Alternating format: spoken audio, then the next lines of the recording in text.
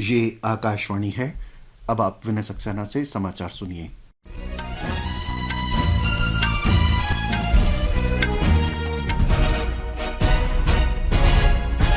गृहमंत्री अमित शाह ने जम्मू कश्मीर में सुरक्षा स्थिति की समीक्षा के लिए आज नई दिल्ली में उच्च स्तरीय बैठक की अध्यक्षता की। हाल ही में हुए आतंकवादी हमलों के मद्देनजर यह बैठक हुई। राष्ट्रीय सुरक्षा सलाहकार अजीत डोभाल, जम्मू कश्मीर के उपराज्यपाल मनोज सिन्हा और गृह सचिव अजय भल्ला बैठक में शामिल हुए।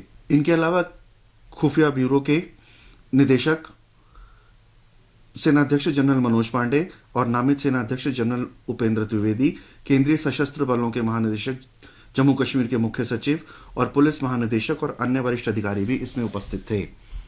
इस बीच उपराज्यपाल मनोज सिन्हा ने राज्य में आतंकी ढांचे को ध्वस्त करने के लिए प्रशासन को सुरक्षा एजेंसियों के साथ मिलकर कार्रवाई करने के निर्देश दिए हैं। उन्होंने कहा कि आतंकवाद को बढ़ावा या सहयोग देने वालों से सख्ती से निपटा जाएगा। सरकार ने आपराधिक न्यायिक प्रणाली प्रशासन में भारत का प्रगतिशील पथ शीर्षक से आज कोलकाता में सम्मेलन का आयोजन किया।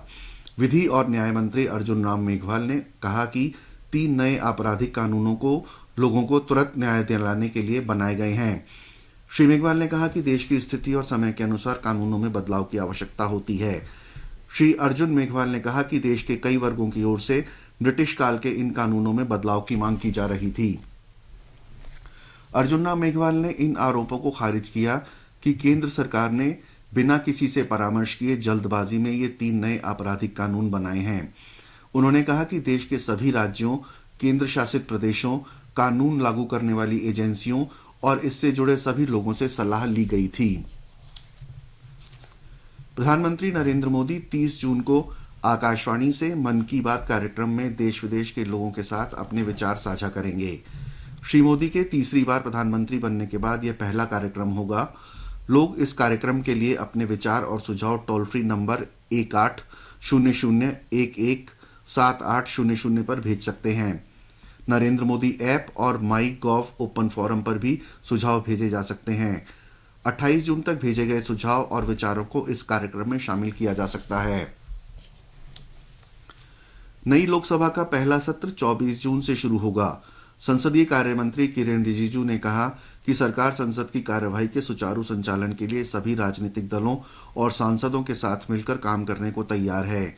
नई संसद के पहले सत्र में नवनिर्वाचित सांसदों को शपथ दिलाने, लोकसभा अध्यक्ष के चुनाव और दोनों सदनों की बैठक में राष्ट्रपति का अभिभाषण होगा।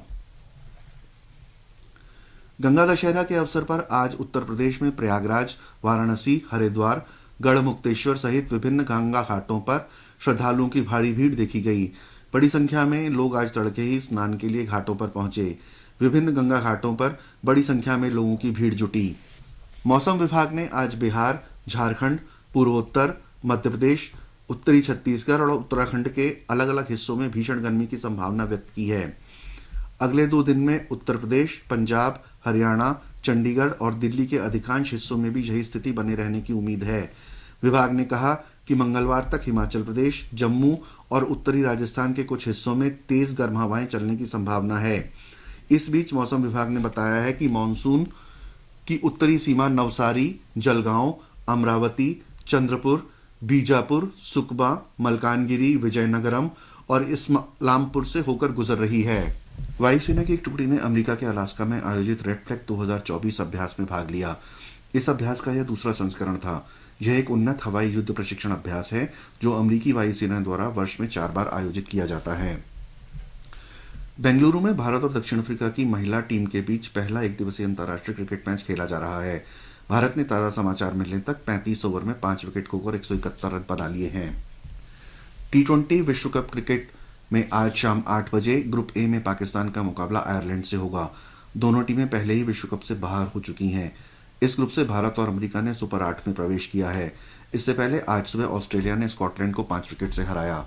इसके साथ ही ये समाचार बुलेटिन समाप्त हुआ।